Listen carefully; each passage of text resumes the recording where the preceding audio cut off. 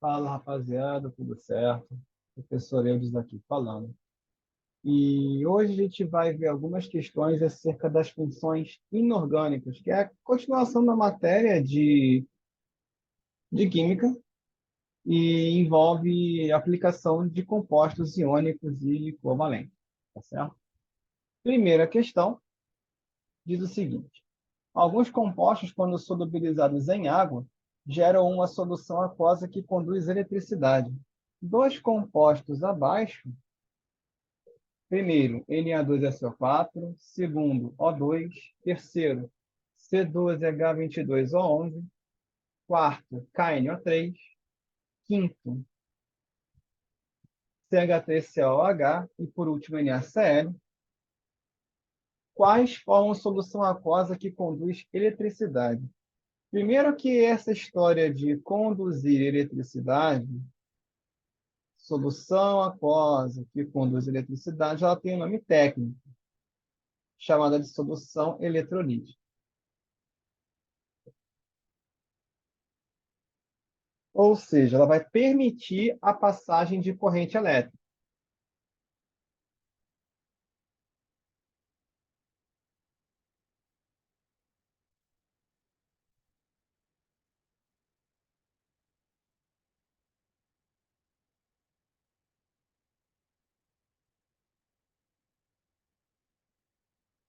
Beleza.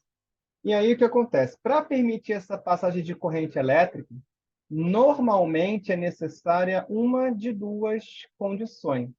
Ou a molécula precisa ser altamente polar, ou as ligações muito quebráveis, se forem ligações covalentes. O processo de ionização precisa ser elevado. Então, nesse caso de soluções eletrolíticas, ou tenho soluções ionizáveis, que não são todas as covalentes que fazem isso, normalmente são os ácidos que fazem isso melhor.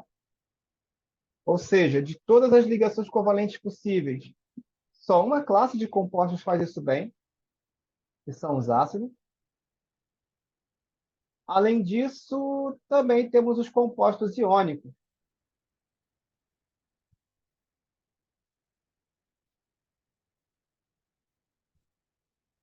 Esses, sim, em sua grande maioria, além de dissolverem bem em água, vão permitir a passagem de corrente. E os compostos iônicos, relembrando aulas bem anteriores, eles têm a ideia dos metais e dos ametais.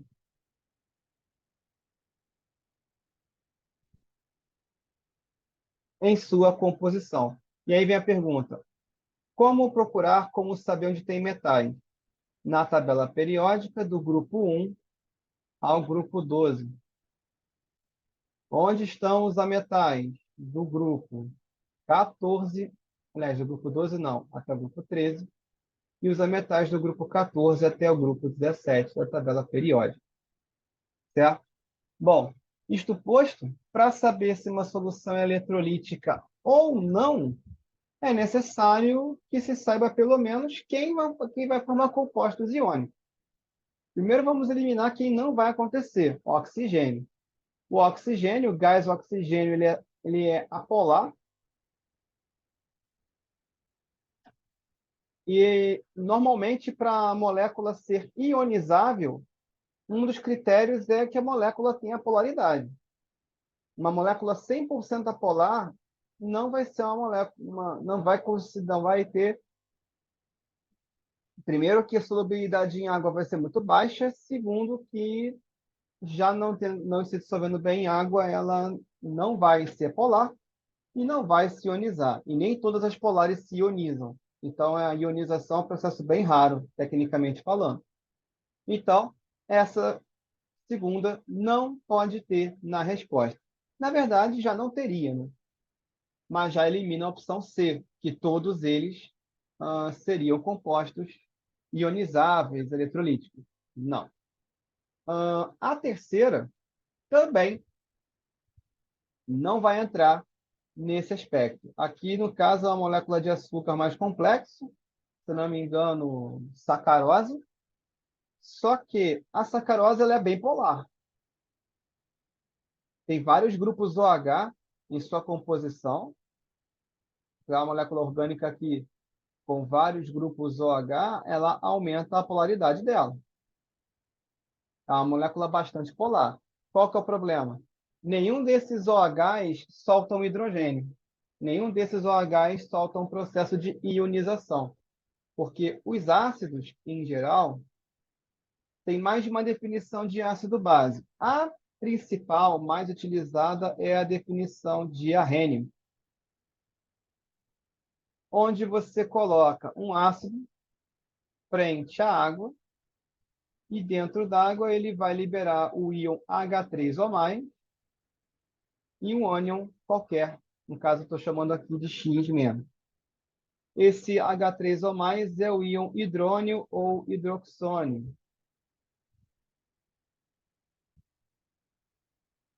que também é resumível por H+, normalmente.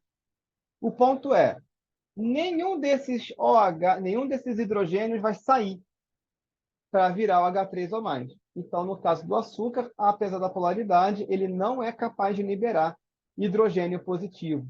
A ideia dos ácidos é a liberação de hidrogênio positivo.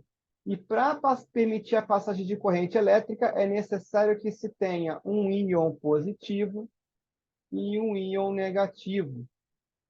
O íon positivo dos ácidos, naturalmente, vai ser o hidrogênio, tá? Mas, enfim, a 3 também não vai servir. E agora vamos analisar as próximas. A primeira tem Na2SO4. Na primeira eu tenho Na, o primeiro elemento químico é sempre positivo, e são 2. E eu tenho o SO4, que é 2-.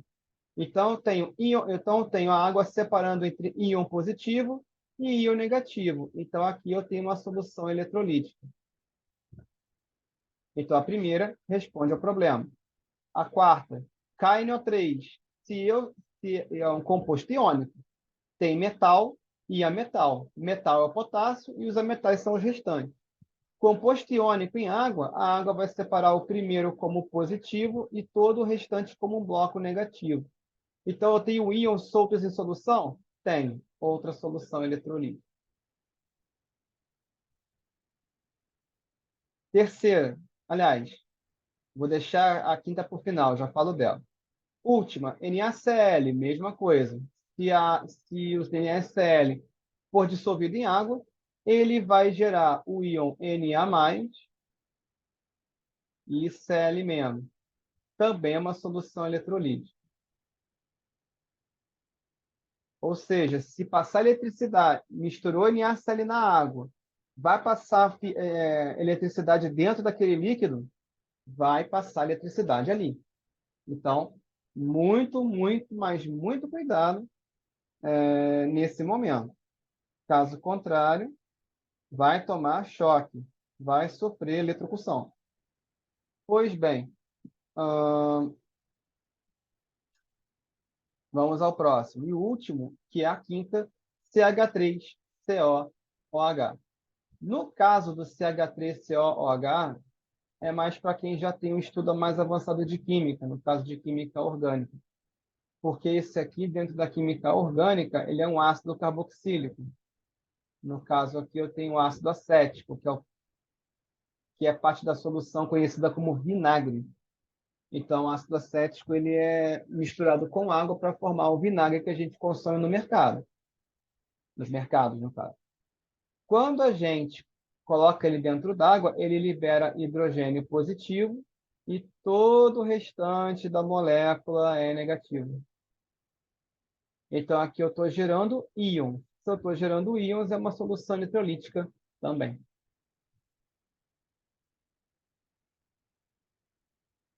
Então, como soluções eletrolíticas, são todas menos a segunda e a terceira. Ou seja, 1, 4, 5 e 6. Letra B. Vamos para a próxima questão. Questão da Mackenzie.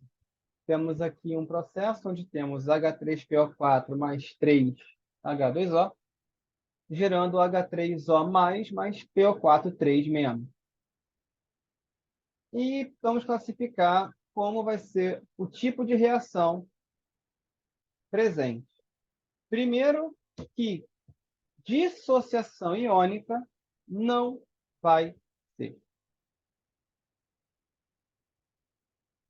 O termo dissociação iônica, dentro da química, significa a separação de íons já existentes.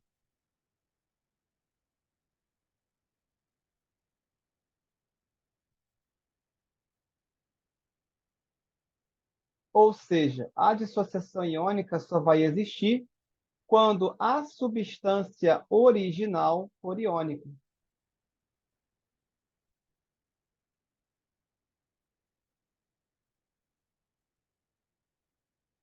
Ou seja, ela precisa ter obrigatoriamente um metal e um ametal.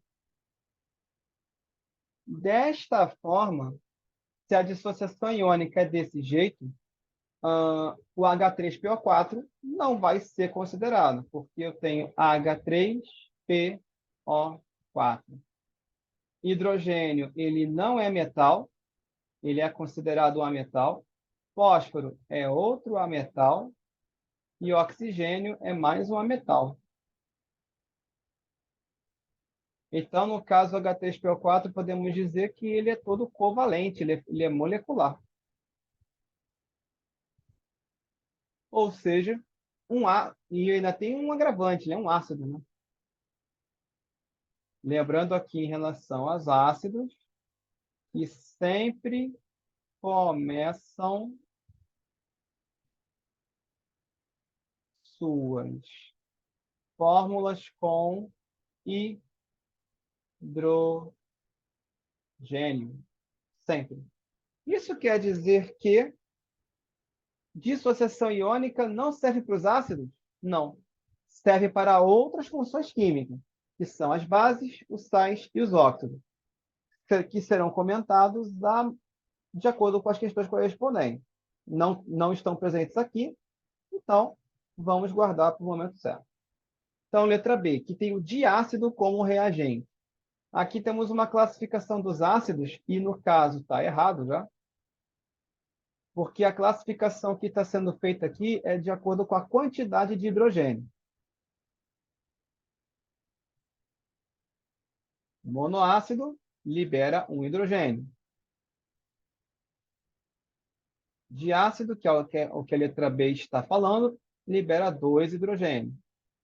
Só que o H3PO4, ele tem 3 hidrogênios em sua fórmula e libera todos na forma de hidrogênio positivo. Então, ele é um triácido. Então, essa classificação não serve apenas para dizer quantos hidrogênios da fórmula vão virar efetivamente hidrogênio positivo, ou hidrogênio prótico, ou próton. Só que tem algumas substâncias que são exceções, beleza? Mas a grande maioria, basta ver o número de hidrogênio, que vai indicar a classificação para você. Mas é um triácido, então não vai acontecer. C, de ionização total, produzido cátion hidroxônio. Letra D, de ionização, produzido o ânion fosfeto. E letra E, que na ionização total produz o ânion monovalente. Então, primeiro vamos eliminar as mais elimináveis. Fosfeto, como a questão está querendo dizer para a gente, o eto no final de um sal, de um ânion qualquer, implica que não tem oxigênio.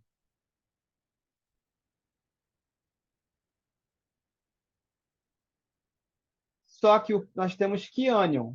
PO4 3-, tem oxigênio na composição. Então, não pode ser íon fosfeto, não. Outro erro, e nessa mesma batida a gente elimina a letra E. Ele disse que o ânion é monovalente. Ânion monovalente tem só um sinal de menos. Bivalente tem 2 sinais de menos. Só que nós temos aqui 3 menos, né? Então, esse íon, que no nome é fosfato, não fosfeto, ele é ânion trivalente. Valente significa quantos sinais ele tem. Então, se é monovalente, só tem um. Trivalente, tem 3. Pentavalente, são 5. E ânion vai indicar o sinal. Ânion é a mesma coisa que sinal negativo.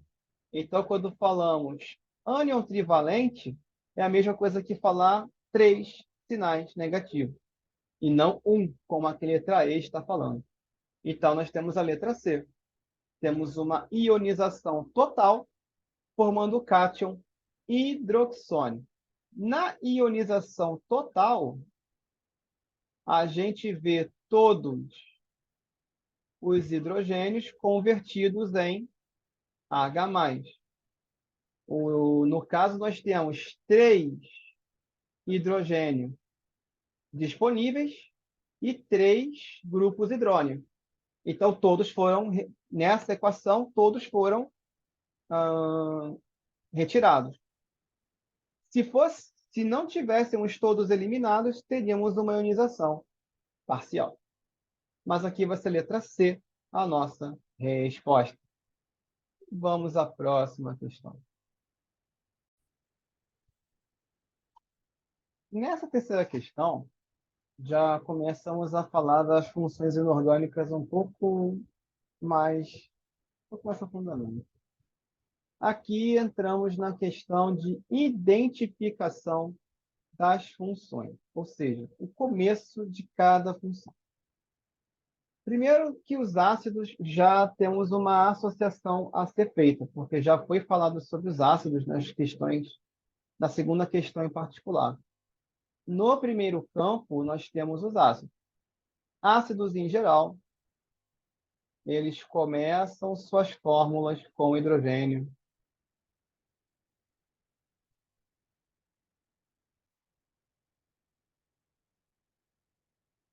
E esse hidrogênio será positivo.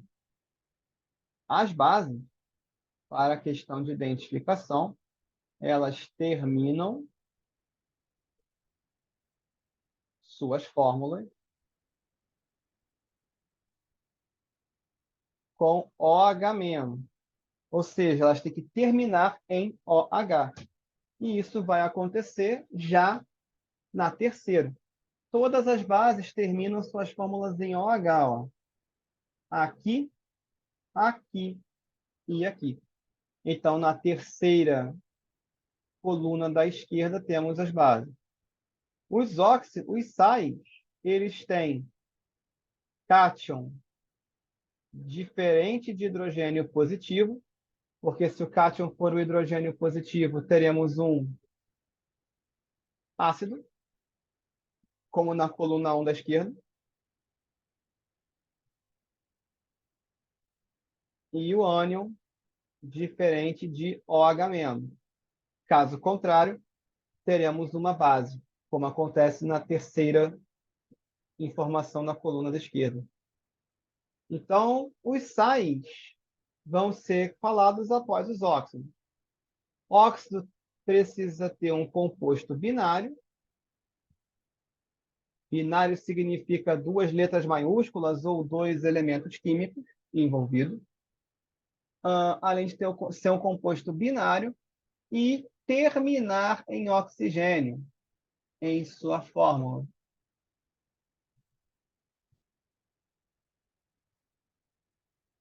Ou seja, o oxigênio tem que ser o mais eletronegativo, e tem que ser o mais negativo entre as duas substâncias. Perdão, entre os dois elementos.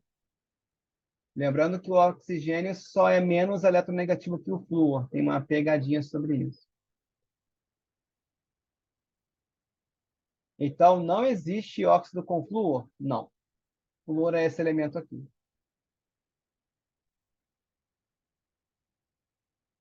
Pois bem, então, os óxidos vão ser representados por 2, já que os 3 compostos são binários e terminam em oxigênio. E os sais vão ser a coluna informação 4. Então, na ordem da resposta, 1, 3, 1. Opa, pequeno erro, perdão. Não é um 3, 4, 2. Pronto, agora sim. Então, a resposta 1, 3, 4 e 2 para essa questão. Ou seja, era uma questão só para a gente lembrar a definição das funções inorgânicas. Vamos para a próxima questão. Na questão 4, avançando um pouco mais sobre a questão dos ácidos, que a gente já viu o processo de ionização, parcialmente, e aqui temos a nomenclatura. Primeiro, na letra A, para dar o nome de um ácido, precisamos saber primeiro se ele é oxigenado ou não. Então, na letra A, nós temos ácidos sem oxigênio.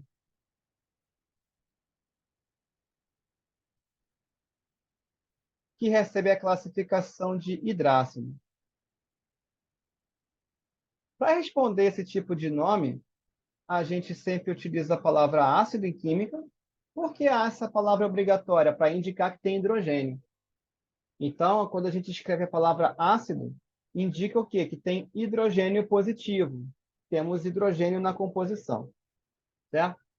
Mais o nome do elemento, que vem depois dele, mais a palavra hídrico, que é a indicação que não tem oxigênio.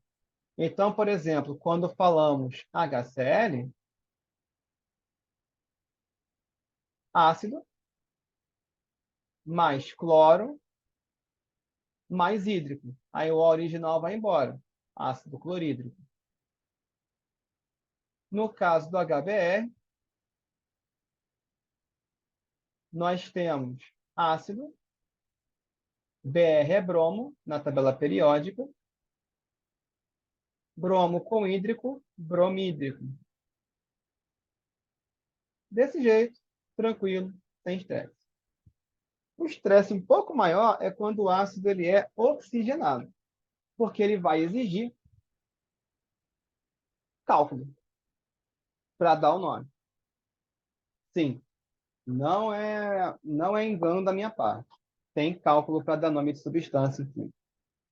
E esse cálculo ele advém do número de oxidação, conhecido como NOx.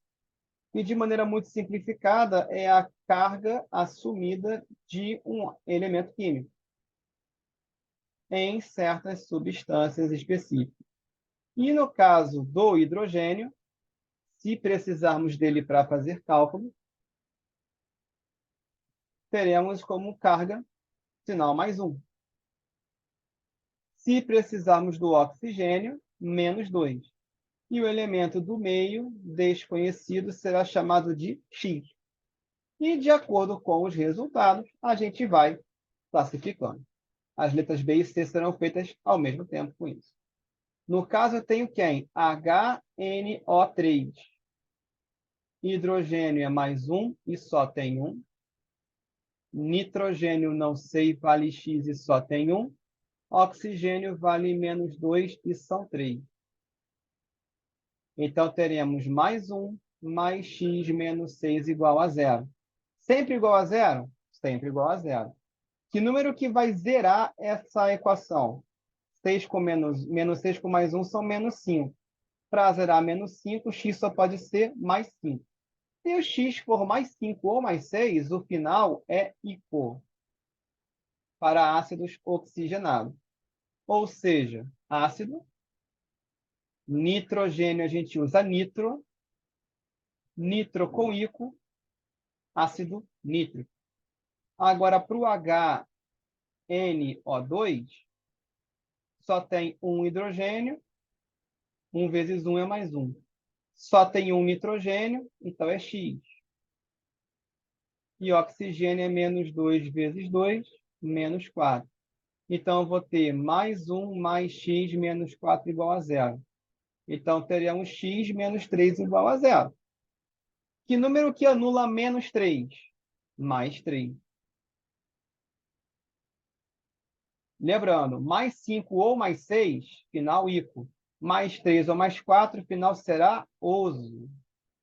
Então, teremos ácido mais nitro mais oso, ou ácido nitroso. Então, o ICO serve para mais 5 e mais 6. Oso serve para mais 3 ou mais 4. E na letra C, tem vários para fazer. Então, vamos lá. HClO.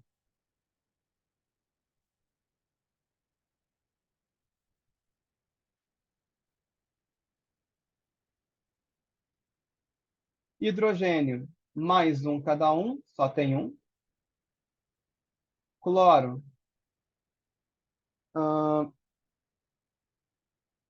X vezes 1, X. E oxigênio, menos 2 vezes 1, menos 2. Então, teremos mais 1, mais X, menos 2 igual a zero. X menos 1 igual a zero. Nesse caso, X é igual a mais 1. Se for igual a mais 1 ou mais 2, utilizamos a palavra ácido. Lembrando que oso significa carga menor, que é mais 3 ou mais 4.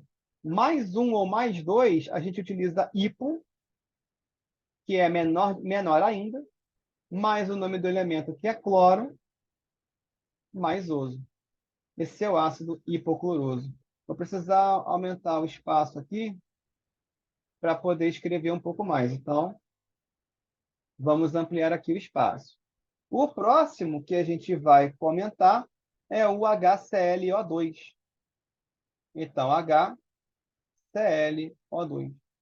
Aqui eu tenho mais 1 vezes 1 mais 1. Aqui eu tenho x vezes 1, x. E aqui eu tenho menos 2 vezes 2, menos 4. Daqui teremos mais 1 mais x menos 4 igual a zero. Então, x terá que ser igual a mais 3. Opa, mas o mais 3 já apareceu. Mais 3 dá oso. Muito bem. Então, teremos ácido, sem o hipo, cloro, que é o elemento do meio, o nome dele, mais oso. Cloro mais oso, ácido cloroso. Mais uma, HClO3.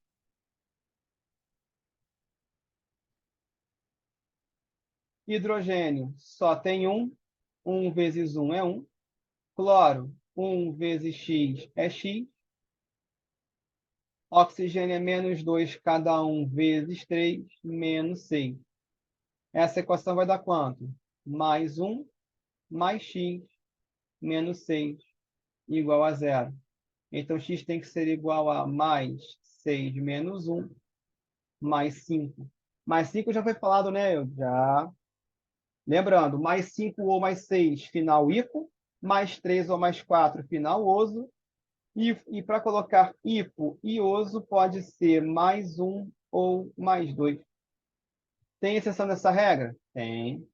Vou colocar a tela agora. Que é o H2CO3, que é o ácido carbônico.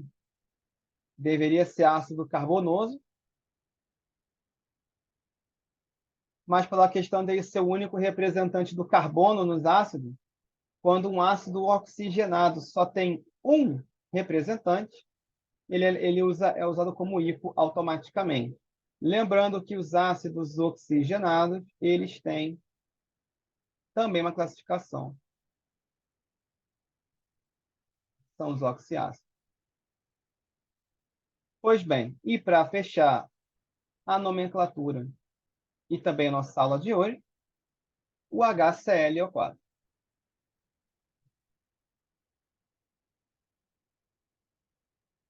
Hidrogênio só tem 1 vezes 1 mais 1. Cl vai ter x vezes 1, x. São 4 oxigênios vezes menos 2, menos 8. Daqui teremos, então, mais 1 mais x menos 8 igual a zero. X será igual a mais 8 menos 1, ou mais 7. Mais 7 só tem um tipo de nome. Ácido.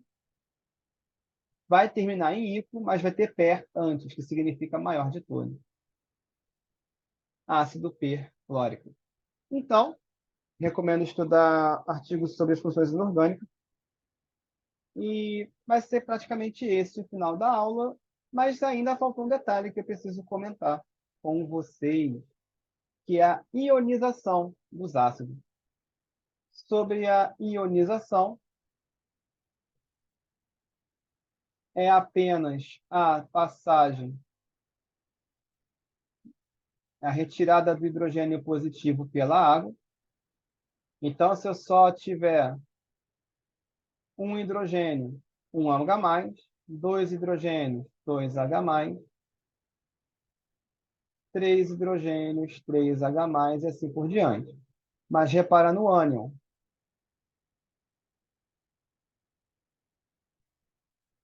Um hidrogênio, um menos. 2 hidrogênio, 2 menos. 3 hidrogênio, 3 menos. Então, no processo de ionização, o número de hidrogênios positivos é igual ao número da carga do ânion. Sempre. Outra coisa importante para se dizer é a força. A força de um hidrácido é a memorização. Fortes, apenas HCl, HBr e HI. Moderados, só o HF e o resto é fraco. Lembrando que força é a capacidade de transformar o hidrogênio em hidrogênio positivo. Para os oxiácidos, é uma variação de oxigênio menos hidrogênio. Se a resposta for 1, moderado. Se a resposta for maior que 1, forte. Se a resposta for menor que 1, fraco. Ácido forte, a ionização é maior que 50%. No moderado, varia entre 5% e 50%. E no fraco, a ionização é menor que 5%. Então, essa é a fala de hoje. Espero que vocês tenham gostado. Até a próxima aula. Até lá.